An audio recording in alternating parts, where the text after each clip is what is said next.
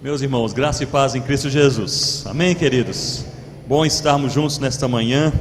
Eu gostaria de lhe convidar a abrir a sua Bíblia comigo em Apocalipse capítulo 5. Apocalipse capítulo 5.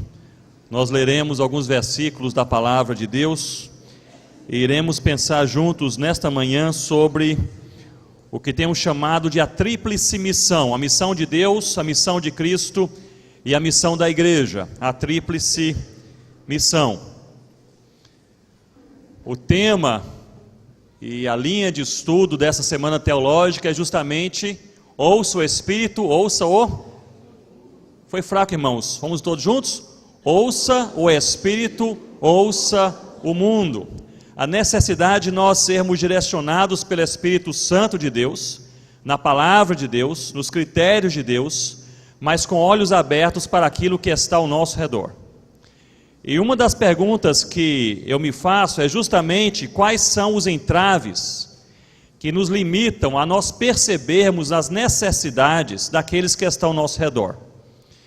E há alguns elementos que temos chamado de elementos da antimissão, que são justamente estes elementos que têm feito com que a igreja feche os seus olhos e não enxergue tudo aquilo que está ao seu redor, aqueles que estão morrendo sem o evangelho, aqueles que estão com fome de alma, com fome de mente, com fome de fé, aqueles que estão desesperados, angustiados ao nosso redor. Desses elementos da antimissão, eu poderia destacar, antes de nós lermos a palavra de Deus, destacar dois deles. O primeiro é justamente o hedonismo. O hedonismo é esta influência sociofilosófica que tem tentado nos ensinar, nos convencer que nós nascemos para a nossa própria realização pessoal, que nós nascemos para a nossa própria felicidade. E nós vivemos hoje em uma sociedade tremendamente, profundamente hedônica. Nós cultivamos um pensamento, uma linha de pensamento também hedônico. O hedonismo não apenas entrou na sociedade, mas entrou nas igrejas e nos púlpitos das igrejas. Muitas mensagens pregadas são mensagens com linha hedônica, que levam a igreja a imaginar, a entender que ela existe apenas para a sua autorrealização e nada mais. C.S. Lewis, ele nos diz em um de seus livros que nós não nascemos para a felicidade, nós nascemos para amar. E com essas palavras, ele diz que todo crente é feliz em Cristo. Mas para nós amarmos, muitas vezes temos que sair da nossa zona de conforto, dos lugares onde a mente, o coração, o corpo estão em tremendo conforto. E precisamos nos aventurar nas loucuras do Evangelho, que trazem muitas vezes dores, até mesmo sofrimento, sem dúvida labuta, mas nós não nascemos apenas para a autorrealização, nós nascemos para alegrar o coração de Deus. Portanto, o hedonismo tem sido talvez uma das principais fontes ou elementos da antimissão, porque como igreja reunida aqui nesta manhã e nesta semana teológica, nós precisamos levantar essa questão: o que faz uma igreja se convencer biblicamente da vontade de Deus, entender na sua mente e no seu coração esta vontade e esta direção, participar de cultos, ler a palavra, ler os livros, participar da semana teológica, ter a mente e coração cheios da clareza do Evangelho e mesmo assim não se movimentar? O que faz uma igreja não conciliar o conhecimento da palavra com a vida diária? O que faz a igreja gerar um abismo entre tudo aquilo que ela crê e aquilo que ela faz? Portanto, uma das respostas é este elemento da antimissão, o hedonismo, que faz com que nós entendamos que nós nascemos e existimos tão somente para nós mesmos. Um outro elemento da antimissão que eu poderia destacar nesta manhã é o que nós chamamos de narcisismo. O narcisismo é esta influência também sociofilosófica que tenta nos convencer que nós somos belos, e não apenas que nós somos belos, mas que devemos ser reconhecidos como tais.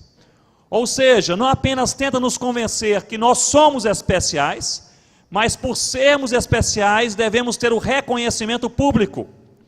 São aquelas pessoas que fazem tudo o que Deus quer, toda a vontade de Deus, desde que tenham o reconhecimento da igreja de Deus. Eles trabalham com afinco na igreja, desde que o pastor cite seus nomes do púlpito da igreja no domingo à noite. São aqueles que se esmeram, se sacrificam para fazer o que Deus quer, desde que tenham holofote sobre as suas cabeças, aplausos dos irmãos e encorajamento dos amigos. O narcisismo não apenas nos leva a entender que nós somos os tais, mas nos leva a procurar este reconhecimento também naqueles que estão ao nosso redor. E juntamente com o hedonismo, o narcisismo tem matado justamente esta predisposição da igreja para fazer de maneira genuína e autêntica a vontade de Deus. Me lembro que alguns anos atrás estava na cidade de São Paulo, fui convidado para falar em uma igreja em seu aniversário de 50 anos, cinquentenário daquela igreja, prepararam uma conferência missionária, uma coisa linda, e ali tivemos cultos na sexta-feira à noite, sábado, o dia todo, domingo o dia todo, e no final daquela conferência, daquele aniversário da igreja, prepararam uma festa espiritual, mas uma festa também física, bonita, e uma mulher da igreja, que era a mulher do bolo. Toda igreja tem a mulher do bolo, não é aquela mulher que sabe fazer o bolo como ninguém, não é? E aquela mulher do bolo preparou um bolo assim de 3 camadas, uma coisa linda, todo branco. Ela teve o cuidado de escrever com glacê nas bordas do bolo os nomes de todos os pastores que pastorearam a igreja naqueles 50 anos. E eles colocaram uma mesa à direita do púlpito e o bolo sobre a mesa. Eu me lembro que naquele culto de domingo à noite, isso até atrapalhou a pregação, o pessoal não olhava para mim, só olhava para o bolo. Era um bolo lindo.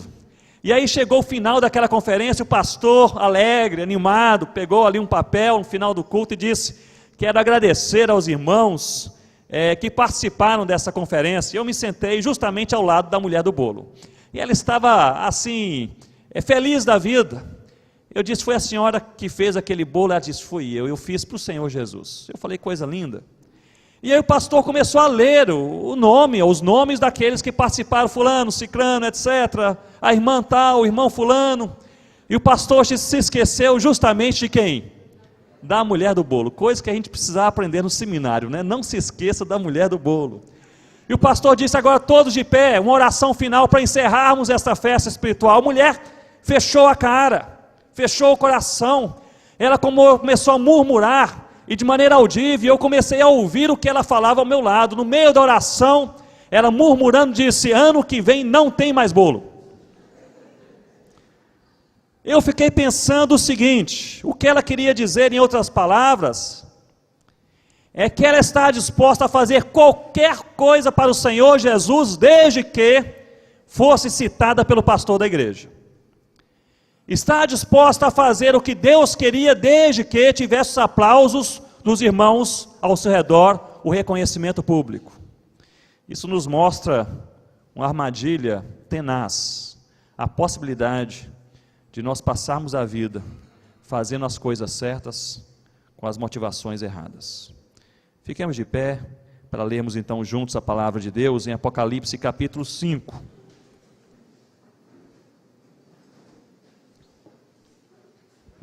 A partir do versículo 1, nos diz assim a palavra do Senhor: no lado direito de quem estava sentado no trono, eu vi um livro escrito por dentro e por fora, e todo selado com 7 selos. Vi também um anjo forte clamando em alta voz: quem é digno de abrir o livro e de lhe romper os selos? Mas no céu não havia ninguém, nem na terra, nem debaixo da terra, que pudesse abrir o livro, nem mesmo olhar para ele. Versículo 4: e eu chorava muito, pois ninguém foi achado digno de abrir o livro, e nem mesmo de olhar para ele. Então um dos anciãos me disse: não chores, eis que o leão da tribo de Judá. Quem é o leão de Judá, irmãos? É Jesus, a raiz de Davi, venceu para abrir o livro e os seus 7 selos. Nisso eu vi em pé entre o trono e os 4 seres viventes, no meio dos anciãos, um cordeiro que parecia estar morto, Quem é o cordeiro, irmãos? Jesus. E ele tinha 7 chifres, 7 olhos, que são os 7 Espíritos de Deus, enviados por toda a terra. Ele veio e pegou o livro da mão direita de quem estava assentado no trono. Logo que pegou o livro, os 4 seres viventes e os 24 anciãos prostraram-se diante do cordeiro, tendo cada um deles uma harpa e taças de ouro cheias de incenso, que são as orações dos santos. E eles cantavam um cântico novo, dizendo: Tu és digno de tomar o livro e de abrir-lhe os selos, porque foste morto, e com o teu sangue compraste para Deus homens de todos juntos, tribo, língua, povo e nação. E os constituíste reino e sacerdotes para o nosso Deus, e assim reinarão sobre a terra. Então olhei e também ouvi a voz de muitos anjos ao redor do trono, dos seres viventes e dos anciãos, cujo número era de milhares e milhões de milhões, e eles proclamavam em alta voz, dizendo: O cordeiro que foi morto é digno de receber o poder, a riqueza, a sabedoria, a força, a honra, a glória e o louvor.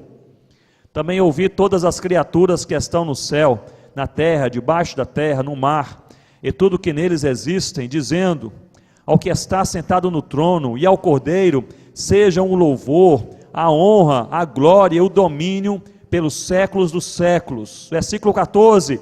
E os 4 seres viventes diziam: Amém.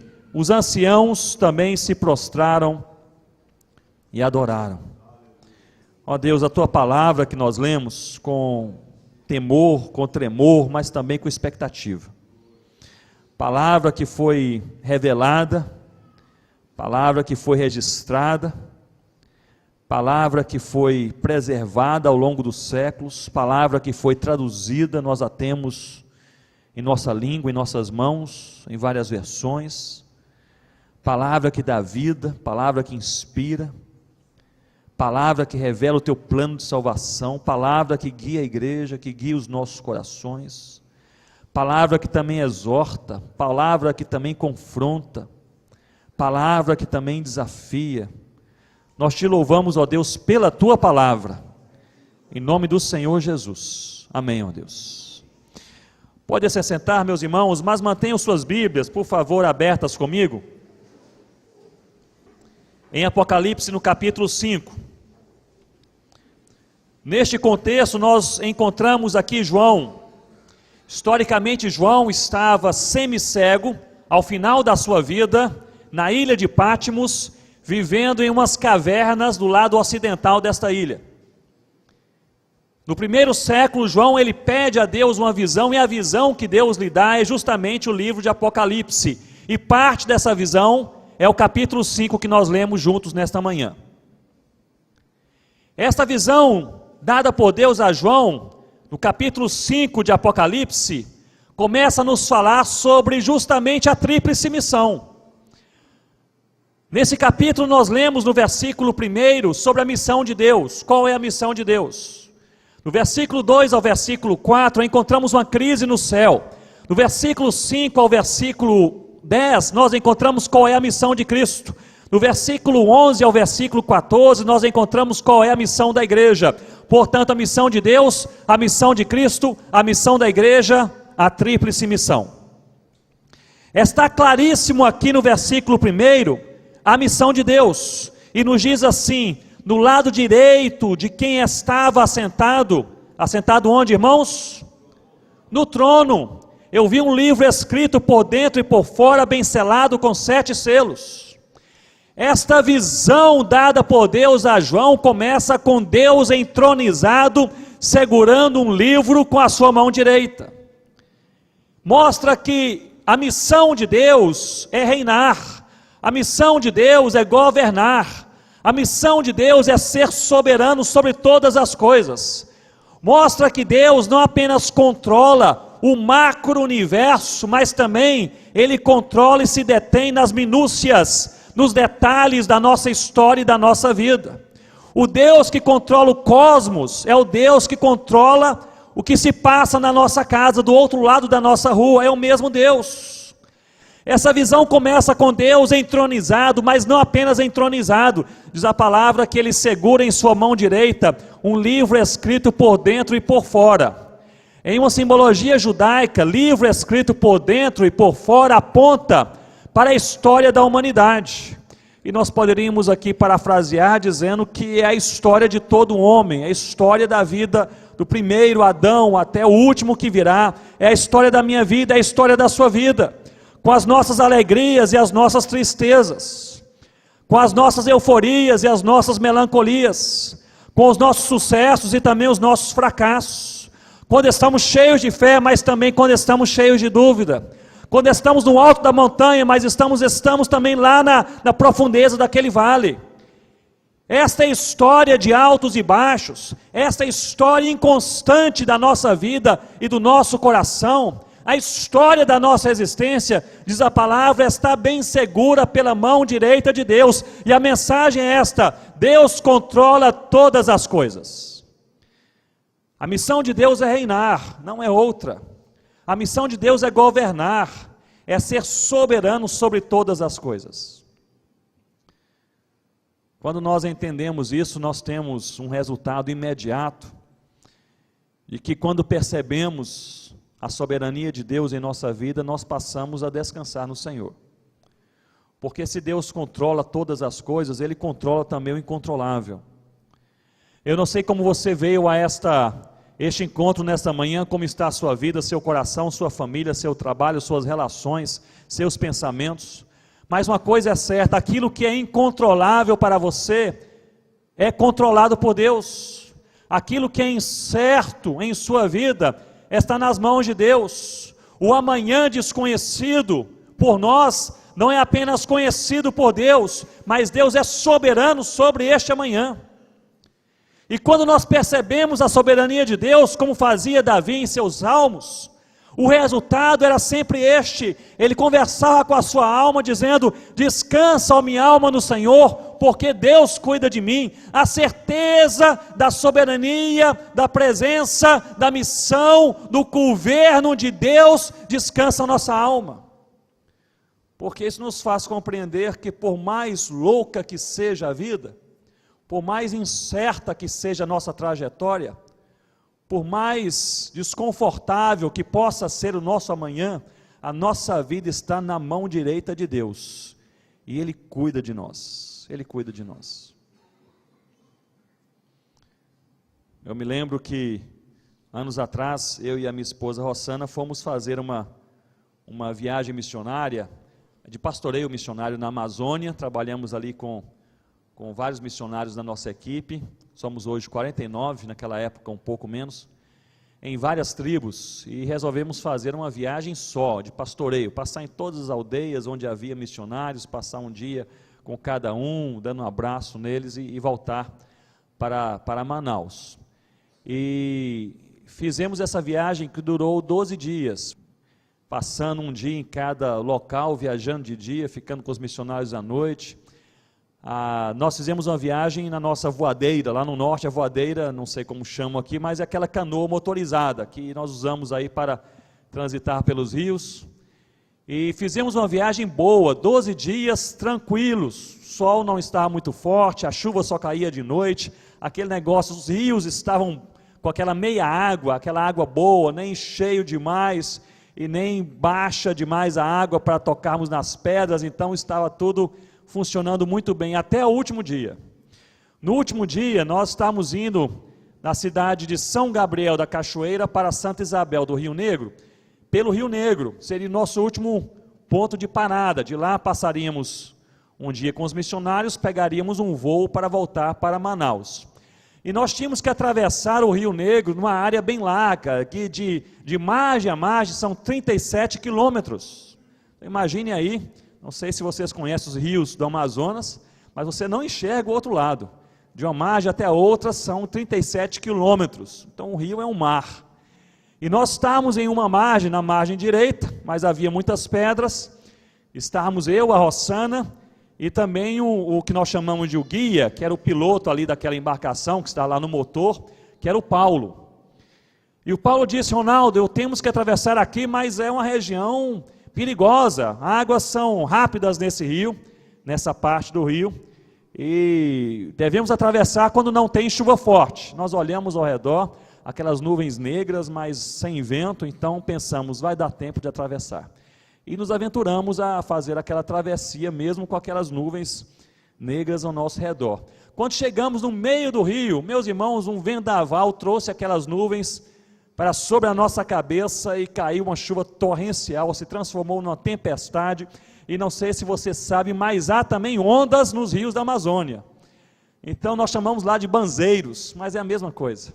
Começou então aquela água a se agitar, as ondas, meio metro, 1,5 metro, e aí aquela voadeira com 1,5 metro de onda não conseguia mais ir em direção à margem. Ficamos ali presos no meio daquele rio com águas rápidas, ondas que nós não conseguíamos ali cortar, e aquela voadeira pulando aquelas ondas começou agora a embicar na água e a água entrar na voadeira, e o Paulo gritou, nós vamos afundar.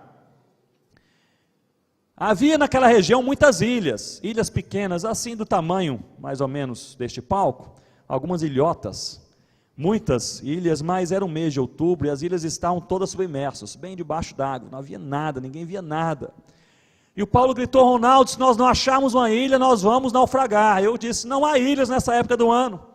Ele repetiu, se não acharmos uma ilha, nós vamos naufragar. Nos preparamos para o pior, amarramos bem os coletes salva-vidas, tiramos as botas, mas muitas corredeiras, ficamos preocupados naquele vai e vem, naquela turbulência toda, olhando para frente, no meio daquela chuva torrencial, eu vi como se fosse a sombra de uma árvore. Eu disse, Paulo, parece a sombra de uma árvore. Ele disse, eu já vi, e eu estou tentando seguir para lá. E aquela voadeira começou a se aproximar, meus irmãos, uma visão fantástica. Certamente havia uma ilha ali embaixo, mas ninguém via a ilha debaixo d'água. Certamente havia outras árvores, mas ninguém via as árvores. Mas havia uma árvore. A árvore mais alta daquela ilha era a única árvore. E a visão era no meio daquele mar, daquela tempestade, daquelas ondas, uma árvore saía ali do meio da água. E nós jogamos a voadeira contra aquela árvore, nos amarramos naquela árvore. Eu aprendi uma coisa muito boa na Amazônia sobre as tempestades, que as tempestades sempre passam, não é? Mais cedo ou mais tarde, graças a Deus, não é? No nosso caso durou um dia e meio, aliás, uma hora e meia, ficamos ali 1h30 amarrados naquela árvore, para cima e para baixo, até a tempestade passar. Às vezes a tempestade dura um dia e meio, 1 ano e meio, mas passam. E ali depois ela passou, e é como se jamais tivesse existido. O rio ficou tranquilo, o sol ficou claro, o céu ficou lindo, os pássaros voltaram a cantar, nós nos amarramos àquela árvore e saímos para continuar a viagem. Eu peguei ali do meu bolso a máquina fotográfica, tirei do plástico e tirei uma foto daquela árvore, para me lembrar de uma coisa, que Deus, Ele sempre provê uma árvore forte nas tempestades da nossa vida. Nós podemos estar ali açoitados para cima e para baixo, pelas tempestades, pela borrasca, pelo vento forte, pela intrepidez da água, pela amargura da vida, pela angústia daquilo que está ao nosso redor, pela enfermidade que não vai embora, pelo filho que não voltou ainda para o Senhor Jesus. Mas a tempestade passa, e enquanto ela não passa, Deus provê um escape, Deus provê uma árvore forte, Deus nos segura pela nossa mão. E é justamente esta a missão de Deus, é ser Senhor sobre todas as coisas, todas as coisas. Calvino dizia que se nós cremos na soberania de Deus, vai tudo muito bem. Se nós não cremos, continua tudo muito bem, porque Deus não deixa de ser soberano porque nós cremos ou não cremos. Mesmo na incredulidade da nossa vida, Deus está ali. Mesmo no dia escuro que o coração teima em não confiar no Senhor, Deus permanece fiel, porque Deus não depende da nossa fidelidade para ser fiel. Deus é fiel mesmo na infidelidade humana. Deus é Deus. Versículo 1, Deus sentado no trono, segurando o livro, a história da nossa vida, com a sua mão direita. A missão de Deus é reinar. Vamos memorizar qual é a missão de Deus? Foi fraco, irmãos. Qual é a missão de Deus? Reinar. Versículo 2 em diante, encontramos uma crise no céu. se eu posso falar assim. Uma crise porque este livro, seguro pela mão direita de Deus, história da nossa vida, estava na mão direita de Deus. Deus segura a nossa história. Porém, o livro estava fechado e selado com 7 selos. Em uma simbologia judaica, livro fechado significa história, conflito, sem solução. Algo está ainda inacabado, algo ainda não foi feito. O livro precisava ser aberto e os selos precisavam ser rompidos. E diz aqui João, nessa visão celestial, que ele olhou, procurou, vasculhou o céu e não encontrou ninguém que fosse digno. Notem bem que a expressão usada aqui não era alguém que fosse forte o suficiente, mas digno o suficiente. Entre os anjos, os querubins, os serafins, os anciãos, não havia um que fosse digno para romper os selos, abrir o livro e trazer solução para a miséria humana. Aí no capítulo 5, versículo 4, diz que ele chorava muito. Um ancião se aproximou e disse: não chores, você não sabe da notícia, eis que há um que poderá romper os selos, é o leão da tribo de Judá. E eu pergunto mais uma vez, quem é este? É Jesus. E João se alegra, e com seus olhos espirituais começa a procurar o leão da tribo de Judá, e nos versículos 5 e no versículo 6, ele não encontra. Ele encontra um outro ser. No versículo 6 nós lemos: e nisso eu vi em pé, entre o trono e os 4 seres viventes, no meio dos anciãos, um leão, um cordeiro, como tendo sido morto. O leão é Jesus, o cordeiro é Jesus. As simbologias são diferentes, porque o leão aponta Jesus que guerreou e venceu a morte. O cordeiro aponta para o Jesus que foi crucificado e derramou o seu sangue. E isso possui uma explicação bíblica e teológica muito clara. O centro do ministério de Cristo não foi a sua encarnação, e nem foi a sua ressurreição, e nem será a sua segunda vinda. O centro do ministério do Senhor Jesus foi a sua cruz, foi a sua morte, foi o seu sangue derramado. E João começa agora a descrever esse sangue derramado, e no versículo 9, ele nos diz: sangue que foi derramado, o suficiente para trazer para Deus homens que procedem de toda tribo, língua, povo e nação. Serão salvos, e estarão perante Deus salvos, porque o sangue do Cordeiro foi derramado na cruz. Se a missão de Deus é reinar, a missão de Cristo é pagar o preço. E Jesus cumpriu a sua missão há 2000 anos atrás. Ele pagou o preço. O preço foi pago. A cruz centraliza o seu ministério. O sangue foi derramado, o suficiente para salvar pessoas de toda tribo, língua, povo e nação, você e eu. Vale a pena a igreja se envolver no reino de Deus, somente por isso, porque o sangue foi derramado, o preço foi pago.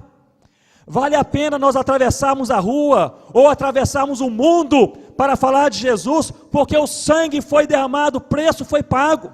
Vale a pena entrar naquela casa, onde por 10 vezes você entrou, mas jamais ouviram a palavra, porque o sangue foi derramado, o preço foi pago. Vale a pena entrar naquela tribo indígena amazônica, com toda a sua complexidade, com todas as suas barreiras, porque há 2000 anos atrás o preço foi pago. O preço ter sido pago é a segurança de que vidas serão transformadas em todo o povo, língua, tribo e nação. É a segurança. A missão de Cristo é pagar o preço. O preço foi pago. Nada resta a ser feito para que pessoas possam se entregar ao Senhor Jesus, a não ser proclamar o seu santo nome perto e longe. Proclamar o nome de Jesus. A consciência sobre a missão de Cristo, que o preço foi pago, é o que motiva a obra missionária, seja na cidade onde nós estamos, seja do outro lado do mundo. Dentre os missionários que eu mais admiro, um deles chama-se Adoniram Judson. Adoniram Judson, ele evangelizou como missionário pioneiro Um país, no início do século XIX, que era a Birmânia, hoje é conhecido como Mianmar, mas é o mesmo país. Ele chegou na Birmânia em 1813, ficou lá até 1831. Judson chegou para pregar o evangelho aos birmaneses pela primeira vez em toda a história da Birmânia. Chegou empolgado, como todo missionário chega, em um campo novo. Primeira coisa que ele fez foi começar a aprender a língua. No final do primeiro ano de trabalho, ele traduziu parte da palavra de Deus, alguns versículos, para o birmanês, e ele escreveu um panfleto, assim, frente e verso. E ele duplicou, reproduziu este panfleto, e empolgado começou a distribuir para os birmaneses, que sabiam ler. E o pessoal jogou fora, não entendeu bem, engavetou, e esse projeto acabou, o primeiro ano. Ele continuou ali quase 18 anos de trabalho, 1813 a 1831, e foi um dos missionários que mais enfrentou barreiras em sua vida, em seu ministério. Lá na Birmânia ele perdeu a sua esposa por uma enfermidade. Lá na Birmânia ele perdeu 2 dos seus filhos também por enfermidade. Lá na Birmânia ele foi encarcerado e torturado 3 vezes. Em uma dessas vezes foi obrigado a andar por sobre brasas, perdeu ali a sola do seu pé, teve dificuldade de caminhar depois disso. Depois de 10 anos de ministério, não havia nenhum crente birmanês. Sabe o que é você trabalhar 10 anos no meio de sofrimento, perder a esposa, perder os filhos, perder a saúde, ser torturado, e depois de 10 anos ninguém se converter? 10 anos. Ele recebia cartas e cartas da sua igreja, dizendo: você errou o seu chamado, você entendeu mal a direção de Deus, não pode ser verdade, volte para cá. Ele respondia aos seus amigos, pastores e igrejas, dizendo: Deus aqui me chamou e aqui me colocou, eu vim com certeza, só posso daqui sair se Deus me enviar para outro lugar. Depois de 12 anos de ministério, havia uns 10 crentes, mas ele escreve em uma carta registrada em sua biografia, e ele diz o seguinte: eu mesmo duvido que esse pessoal seja crente de verdade. Situação caótica.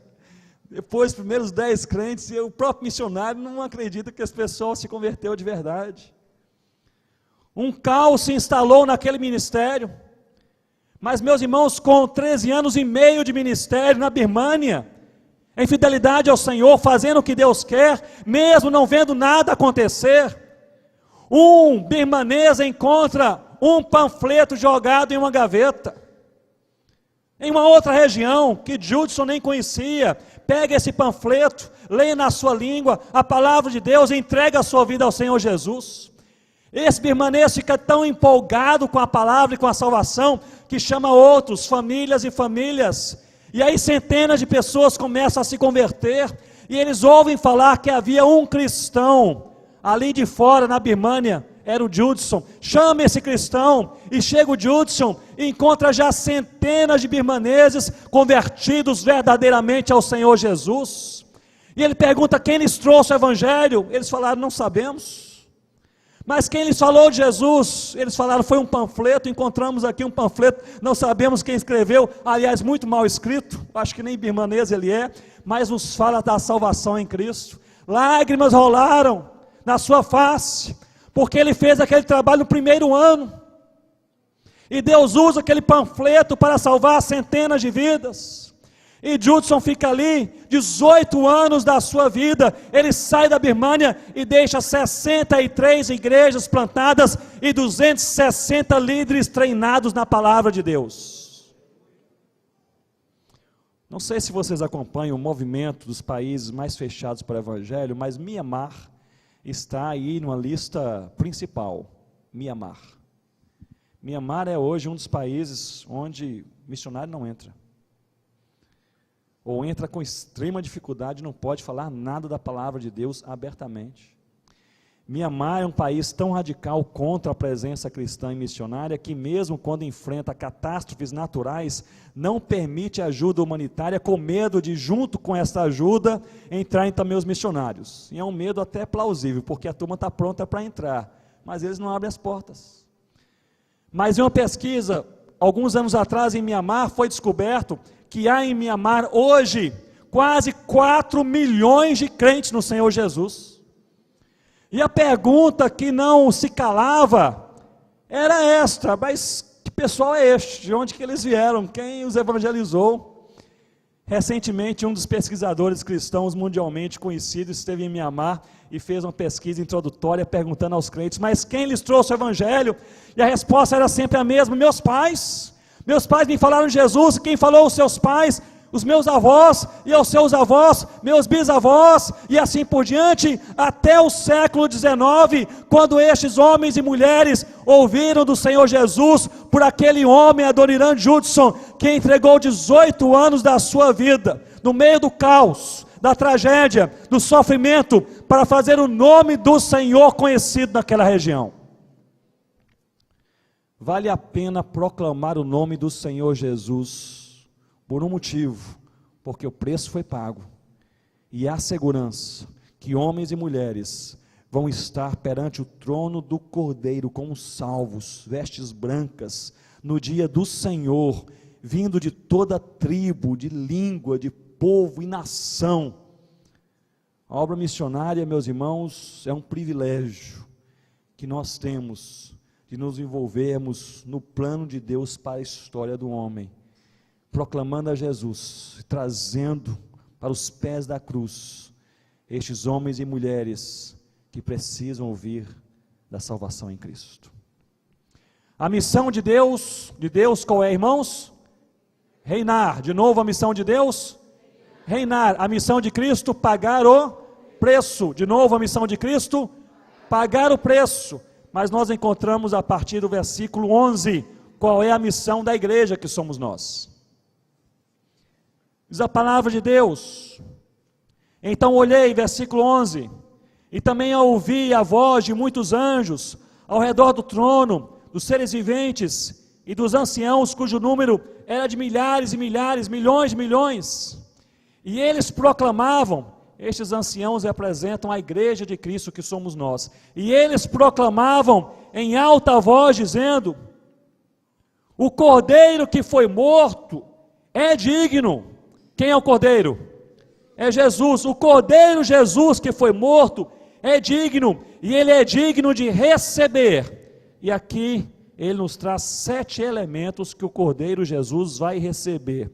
Primeiro, poder. Segundo, riqueza. Terceiro, sabedoria. Quarto, força. Quinto, honra. Sexto, glória. Sétimo, louvor. 7 elementos que o Cordeiro Jesus vai receber. A pergunta que nós precisamos fazer ao texto aqui é: quem é que vai entregar esses elementos ao Cordeiro Jesus? O verbo principal é que ele vai receber. O Cordeiro, ele é digno de receber poder, riqueza, sabedoria, força, honra, glória e louvor. Quem há de entregar? 3 destes 7 elementos são elementos que nós chamamos de teocráticos. Somente Deus Pai os possui, e Ele há de entregar ao Cordeiro, Jesus. Justamente o poder é o poder de Deus, a honra é a honra que pertence a Deus, a glória é a glória de Deus. Porém, 4 destes 7 elementos são humanos, e a igreja deve entregá-los ao Cordeiro Jesus, e fazendo isto, nós cumprimos também a nossa missão. Agora olhem para mim, nós vamos pensar um pouco sobre qual é a missão da igreja. Nós muitas vezes somos reducionistas, particularistas, ou até mesmo extremados quando nós pensamos na missão da igreja. Há segmentos evangélicos do mundo que dizem: a missão da igreja é a adoração. Então é somente adoração, é louvor e adoração, esta é a missão da igreja, nada mais. Outros que dizem: a missão da igreja é a oração, a intercessão. O negócio é orar, meus irmãos, então é só oração. Outros dizem: a missão da igreja é ajudar com ações sociais quem está caído no caminho, ou ao longo do caminho, então é só isso. E ainda outros: a missão da igreja é a pregação do evangelho, é só isso, nada mais. Eu diria que tudo isso faz parte da missão da igreja. A missão da igreja é orar, a missão da igreja é ser santa, a missão da igreja é viver em comunhão, a missão da igreja é proclamar o evangelho, a missão da igreja é ajudar quem está caído ao longo do caminho. Nós poderíamos então assim resumir dizendo que a missão da igreja é servir ao Cordeiro Jesus, com tudo que ela é e com tudo que ela tem. Essa é a missão da igreja, essa é a nossa missão. Servir a Jesus com tudo que nós somos, com tudo que nós temos, servi-lo. E como parte dessa missão, há 4 elementos que nós devemos entregar ao Cordeiro Jesus, humanos, aqui no versículo 12. O primeiro desses 4 elementos é a riqueza. A palavra grega para riqueza aqui é ploton, que vem da palavra plotos, que significa literalmente ouro e prata. Essa aqui não é uma riqueza virtual, não é uma riqueza espiritual ou moral, essa aqui é uma riqueza econômica. A palavra aqui é para dinheiro. A ideia aqui é que ao entregarmos aquilo que nós temos e conseguimos para a obra de Deus, para aquele que está caído ao longo do caminho, para aquele vizinho que está passando aquele sufoco, para aquele irmão que necessita de um apoio, para aquele ministério da igreja onde nós estamos congregados, ao usarmos o nosso dinheiro no reino de Deus, nós estamos também com isso cumprindo a nossa missão. Amém, queridos? O amém foi fraco na hora do dinheiro. Amém, irmãos? Ao tirar o dinheiro do bolso e colocar onde Deus quer, nós também cumprimos a nossa missão, entregar a nossa riqueza. O segundo elemento humano, não apenas riqueza, mas diz aqui a palavra de Deus, a sabedoria. A palavra grega para sabedoria é sophian, e sophian significa capacidade intelectual, facilidade intelectual, brilhantismo em alguma área. Ou seja, aquela pessoa que tem facilidade em fazer algo que é difícil para outros. Se Deus lhe deu capacidade intelectual, facilidade em alguma área, brilhantismo em alguma área da vida, saiba que Deus não fez isto por outro motivo, apenas para você passar no vestibular, para você ganhar uma promoção. Deus fez isto prioritariamente para você cumprir a sua missão, que é servir ao Cordeiro Jesus. Servir a Jesus. Anos atrás, estava no interior de Minas Gerais, numa conferência missionária, e o tema dessa conferência era servir ao Cordeiro Jesus. Foi a primeira vez que eu preguei neste texto, com essa ênfase, servir ao Cordeiro Jesus. Sexta, sábado e domingo. E eu fiquei hospedado na casa de um casal muito carinhoso. Esse casal tinha um filho, um menino com mais ou menos 8 anos de idade, mas aquele menino brilhante. Conhece esses meninos assim, à frente do seu tempo? Conversa como gente grande? Esse menino era assim. A cada vez que terminávamos o culto, eu ia no carro ali atrás com aquele menino ao meu lado, ele começava a me fazer perguntas sobre o sermão. Mas pastor, o que o senhor quer dizer com aquilo? Não entendi bem aquela. Um menino assim inteligente, 8 anos de idade. A cada conversa ele participava como se fosse um adulto. Um menino realmente brilhante. Sexta, sábado e domingo, aquela conferência, servir ao Cordeiro Jesus. Segunda-feira pela manhã, participar do café da manhã na casa daquele casal, depois me levariam para o aeroporto, e naquele café da manhã, aquele menino uma vez mais, fazendo aquelas perguntas interessantes, colocações interessantes, inteligentes, e aquela mãe, toda orgulhosa, não é isso? Ali olhando para o seu filho, e eu perguntei a ela, você sabe por que Deus fez o seu filho assim, tão inteligente, tão capaz, tão brilhante? Ela disse, eu sei, pastor, e eu já sei disso há muito tempo. Deus deu essa capacidade para o meu filho, para ele, quando crescer, ser rico e famoso. Eu disse, o senhor não entendeu nada. Sexta, sábado e domingo, conferência na igreja, servir ao Cordeiro Jesus, a senhora não entendeu nada.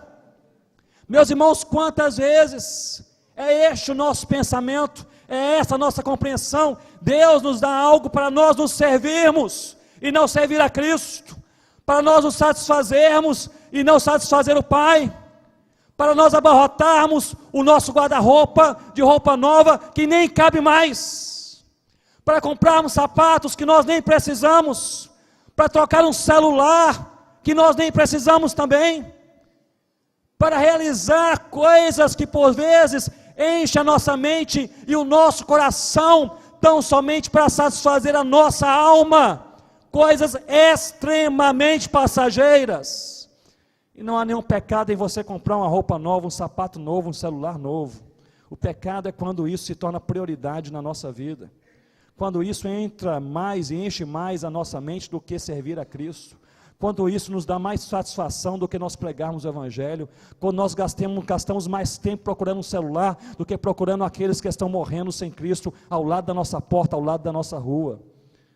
O pecado não está naquilo que Deus nos dá, o pecado está a maneira como nós priorizamos o que enche o nosso coração e não enche o coração de Deus. Servir ao Cordeiro Jesus é muito mais do que compreensão. Servir ao Cordeiro Jesus é priorizar, mexer com a agenda, transformar a vida, simplificar os dias, para que tenhamos tempo para falar daquele que é o nome acima de todo nome, motivo da nossa vida, motivo da nossa alegria, razão da nossa salvação. E muitas vezes tão satisfeitos estamos como igreja, tão satisfeitos estamos como crentes, que passamos a vida inteira, muitas vezes, meus irmãos, muitas vezes, correndo atrás do vento. Eu creio que não há nada que nos dará mais alegria do que chegar ao final da nossa vida, seja daqui a 5 minutos ou daqui a 50 anos, Deus o sabe, e podermos olhar para trás com essa certeza: não deixei, quem sabe, um nome famoso, ou bens, ou imóveis, ou isto, ou títulos, etc., na minha vida, mas uma coisa eu fiz na minha história: eu servi ao Cordeiro Jesus. Não há satisfação verdadeira, genuína, maior do que esta, de nós passarmos pela vida, olharmos para trás e falarmos: bem, não consegui muitas coisas que eu queria conseguir, não fui tão reconhecido como queria ser, não tive tanto espaço como eu um dia sonhei, mas uma coisa eu fiz: eu servi ao Cordeiro Jesus. E aí nós cumprimos a nossa missão, entregando a Ele nossa riqueza, entregando a Ele a nossa sabedoria, entregando a Ele a nossa força. Terceiro elemento, força. A palavra grega para força aqui é isrim. Isrim é força física muscular. Essa força não é nem espiritual e nem moral, é uma força física, é você suar a camisa para servir ao Cordeiro Jesus. A expressão isrim está ligada a outra palavra grega, e andam aí de mãos dadas, que é a palavra energeia, que é traduzida aqui para o português como energia. É essa energeia, essa energia física que o atleta usa para suar a camisa e chegar até a linha final.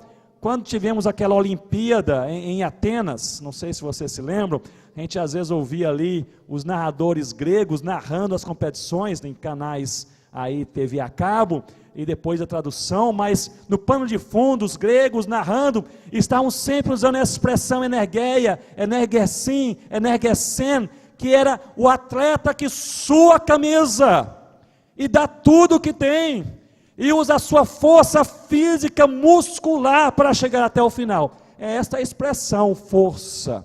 Ou seja, nós precisamos suar a camisa para servir ao Cordeiro Jesus.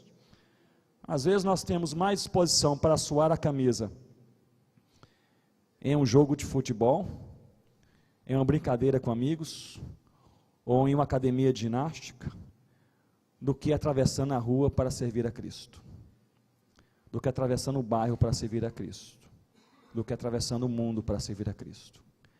Às vezes temos muito mais alegria em suar a camisa para deixar o corpo em forma do que suar a camisa para servir ao Cordeiro Jesus.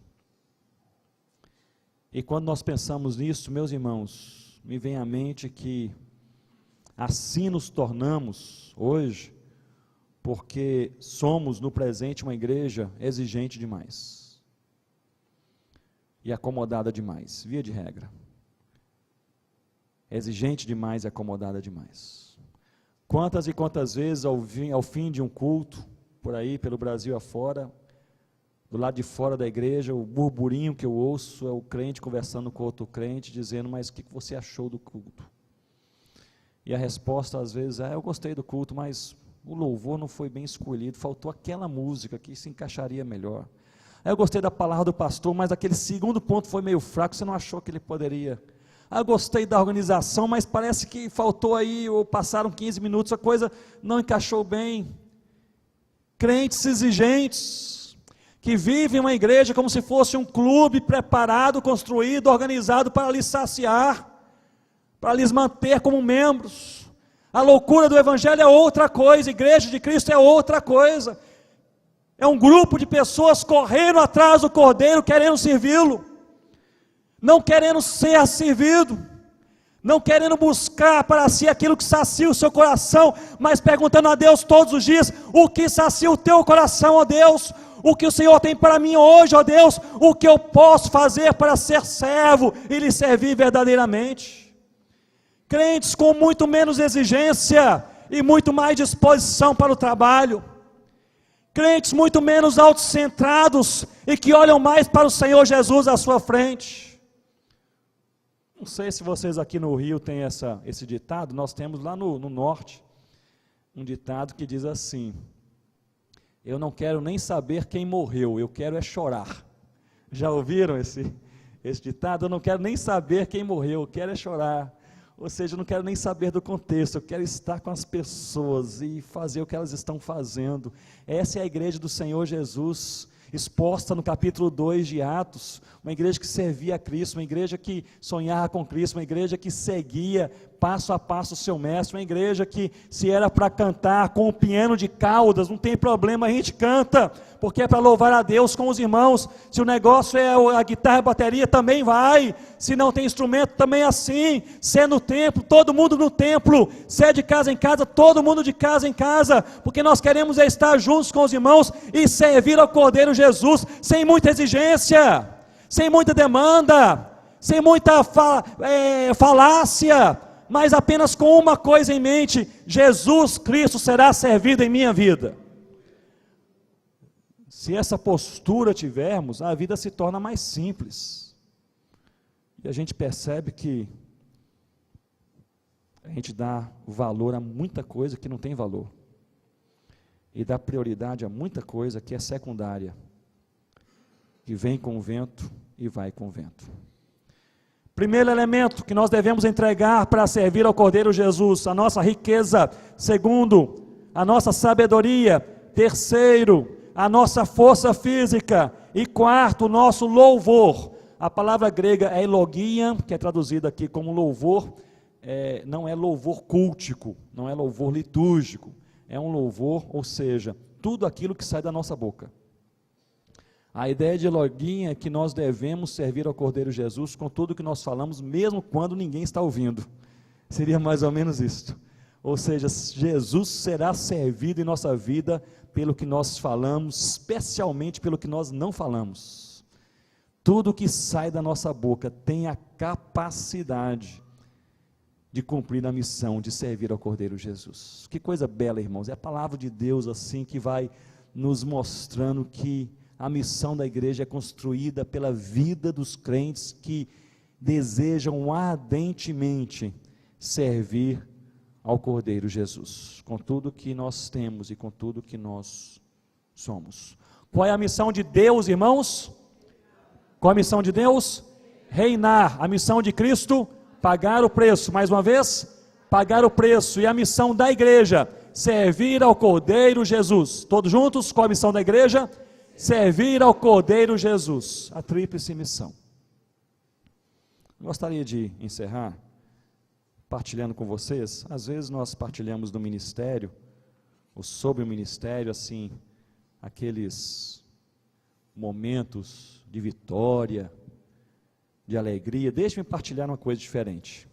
Partilhar com vocês um momento assim de fracasso pessoal, um momento em que eu sabia exatamente o que eu deveria fazer, mas não fiz. E Deus me falou profundamente naquela época, em que eu vivia ainda na África com a minha família, na tribo dos Concombas.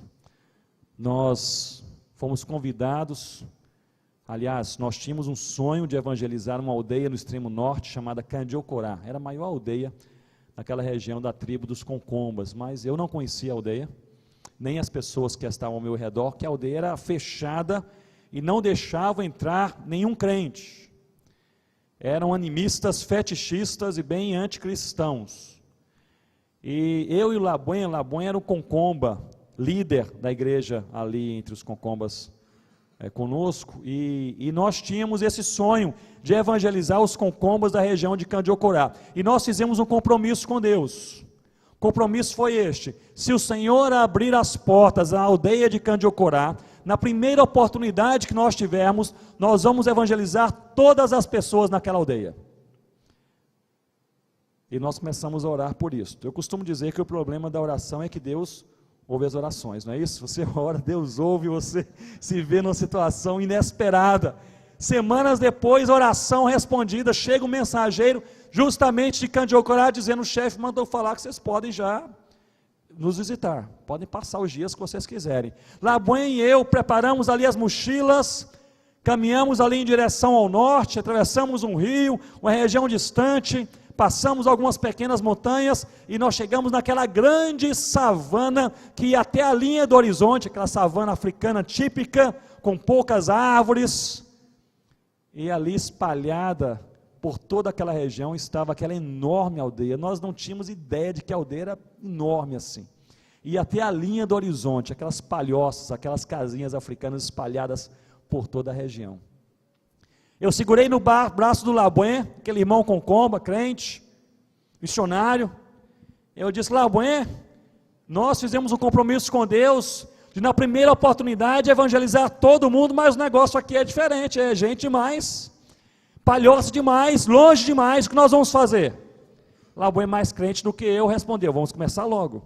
E aí, começamos, primeira palhoça, falávamos de Jesus, segunda, terceira, 4, 5 por dia, dormíamos ali, estávamos meio desconfortáveis, porque apesar de abrirem as portas, eles estavam assim meio com suspeição sobre a nossa presença, e aí nós não dormíamos na palhoça com eles, o que era tradicional da hospitalidade africana. Nós dormíamos do lado de fora da aldeia, no relento, e eles não estavam nos alimentando também. Nós tínhamos levado algum alimento, mas pouco alimento, a coisa começou a acabar. Você sabe quando você está em um local, e a sua maior vontade é de voltar para casa?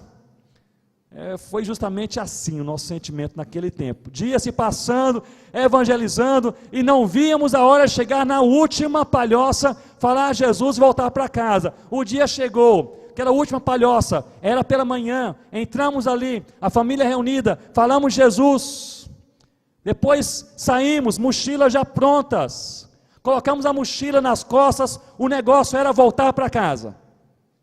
Mas enquanto eu ajeitava a alça esquerda da minha mochila, eu olhei assim por cima do meu ombro, e eis que eu vi que depois daquela palhoça, a última palhoça, havia uma montanha, em cima da montanha havia mais uma palhoça. Aí meu coração se fechou naquele momento, e eu me lembro que eu pensei o seguinte: ali eu não vou, estamos já sem comida, estamos muito desconfortáveis, falamos de Jesus para todo mundo ali eu não vou. Mas o problema quando você está fora do caminho de Deus é que o Espírito Santo deixa isso muito claro ao seu coração, não é assim, irmãos? Não precisa ninguém falar, o Espírito Santo deixa claro que você está incomodado por estar fora do caminho do Senhor. E aí, para tentar achar apoio ao Labuen, eu disse: Labuen, olha só, tem uma montanha, e em cima da montanha tem mais uma palhoça, o que nós vamos fazer? E Labuen, para me ajudar, ele disse: olha, os concombas são assim mesmo, eles constroem suas casas e abandonam em todo lugar. Eu pensei, ajudou, né? Ajudou aí, quem sabe. E tecnicamente ali nem faz parte da aldeia. A gente começa a encontrar justificativos para tudo que a gente não quer fazer, não é isso? Tecnicamente nem faz parte da aldeia. Aquele irmão, ele é um irmão que nem merece a minha ajuda. Aquele ministério, eu nem gosto muito do pastor. Aquele trabalho eu já estou muito ocupado, cansado demais. Nós temos sempre motivos para não fazer a vontade de Deus. E ali, quando eu preparava para voltar com Labuen, a gente começou a voltar, e aquela angústia no coração. Eu olho então para aquela montanha, em cima da montanha, aquela palhoça, para piorar a situação, em frente à palhoça, aparecem umas criancinhas fazendo assim, ó. Ei, aí eu chamo o Labuen e digo: Labuen, umas crianças. E ele, para me ajudar, me disse: criança com combo é assim mesmo, brinca em todo lugar. Interessante que ajuda, mas não resolve. E olha a situação na qual nos encontrávamos. Primeira oportunidade, pioneira de falar de Jesus naquela aldeia. falamos de Jesus em todas as palhoças, fomos recebidos, pessoas atraídas ao Evangelho, e agora, em lugar de nós voltarmos para casa com as cabeças erguidas e alegres, coração aberto e feliz, nós estamos ali cabisbaixos, por uma clareza de espírito, que nós não estamos cumprindo toda a vontade de Deus. Clareza de espírito. E aí, quando nós estávamos já quase saindo da aldeia, o Labuen, que segura o meu braço dessa vez, eu olho para ele, ele está banhado em lágrimas. Eu disse: o que aconteceu? Ele falou: alguns passos atrás, Deus falou comigo. E eu falei mais ou menos assim: Labuen, eu sou pastor presbiteriano, Deus falar diretamente tem que ser bem explicado. Como é que Deus falou com você, meu irmão? Ele falou: Ronaldo, passou um pensamento pela minha cabeça, uma pergunta pela minha mente, que eu sei que não veio de mim, veio de Deus. Eu olhei para aquelas crianças em cima daquela montanha, em frente àquela palhoça uma vez mais, e a pergunta que passou pela minha mente foi esta: e se fossem os seus filhos? A única vez que chegam ali missionários para pregar o Evangelho de Cristo, mas estavam apressados demais para subir a montanha, e se fossem os seus filhos? A única vez que o Evangelho chega, o Evangelho de Cristo naquele lugar, mas os missionários estavam apressados demais para voltar para casa, e se fossem os seus filhos? Meus irmãos, nós fomos quebrantados por Deus naquele lugar, quebrados, entendemos que quantas e quantas vezes nós nos enchemos de justiça própria, de justificativa própria, para achar que nós já estamos fazendo o suficiente. Mas e se fossem os seus filhos? Voltamos, subimos a montanha, havia uma família naquela palhoça, meninos eram daquela família, pregamos o Evangelho, pernoitamos ali mais um dia, depois voltamos para casa. Mas sempre que eu visito Gana, lá na África, e eu vejo aquela montanha, ou encontro um crente em Nabucorá, lá hoje é uma grande igreja, na verdade, das 48 igrejas com combos, a maior igreja hoje está ali em Nabucorá. Mas quando encontro um líder, um crente em Nabucorá, eu sempre me lembro de um dia em que eu sabia exatamente qual era a vontade de Deus em minha vida, naquele momento, mas meu coração se fechou. A possibilidade diária que nós temos de viver e querer viver apenas para saciar a vontade do nosso próprio coração. Talvez seja esta a maior armadilha na vida do crente, na vida do líder, na vida do pastor, do missionário, na vida do povo de Deus. Servir ao Cordeiro Jesus. Nós temos apenas uma oportunidade para fazer isto. A oportunidade é agora. O dia é hoje. Enquanto temos vida, temos forças e as portas estão abertas. Vamos orar, curva a sua cabeça. Eu gostaria que nós orássemos ao Senhor juntos, como igreja, nesta manhã. Servir ao Cordeiro Jesus. Talvez a sua oração seja: Senhor, me ajude, fortaleça, para que eu te sirva um pouco mais. Me ajude, me fortaleça, para que eu não me contente com nada menos do que cumprir a tua vontade em minha vida. Me ajude, me fortaleça, para que eu seja fiel. Olhe ao Senhor com sinceridade de coração, sinceridade de coração. Você sentir o desejo, fique bem à vontade para você se ajoelhar no lugar que você está e orar ao Senhor. Uma oração de consagração, como os concombas dizem na África, uma oração sincera, dizendo: Senhor Deus, não quero que a vida passe perante os meus olhos e eu tão somente corra atrás do vento. Eu quero servir ao Cordeiro Jesus com tudo que eu sou e tudo que eu tenho, as minhas riquezas, minha sabedoria, minha força física, as palavras que saem da minha boca, as oportunidades de relacionamento, meu trabalho, na minha universidade, na minha família, na minha igreja, nas portas que o Senhor abre, nos dons que o Senhor me dá, nos talentos que eu tenho dados pelo Senhor. Deus, eu quero servir ao Cordeiro Jesus. Oremos ao Senhor. Ó Pai, nós te louvamos porque o Senhor entronizado é Senhor de todas as coisas, e porque nós podemos descansar nos teus braços, porque a incerteza do nosso amanhã não é incerteza para o Senhor, apenas para nós. Ensina-nos como o Senhor Jesus fez, a nós descansarmos o coração mesmo naquele barquinho, na tempestade mais terrível, chegarmos a descansar o coração ao ponto de dormirmos, pela certeza real que o Senhor cuida de nós. Eu oro a Deus e oramos como igreja por aqueles que estão aqui nesta manhã, mas estão com os corações aflitos, por alguma coisa da vida, uma ansiedade que não vai embora da mente nem da alma, uma preocupação representada por um pensamento que é o último pensamento ao dormir, o primeiro ao acordar, de aflição, de melancolia, por aqueles que enfrentam problemas maiores do que eles, por aqueles que estão aqui, mas só o Senhor sabe como estão seus corações. Eu oro a Deus para que o Senhor possa dar descanso à alma de cada filho nesta manhã, no nome do Senhor Jesus, com a mesma certeza do salmista: descanso a minha alma no Senhor, porque Deus cuida de mim.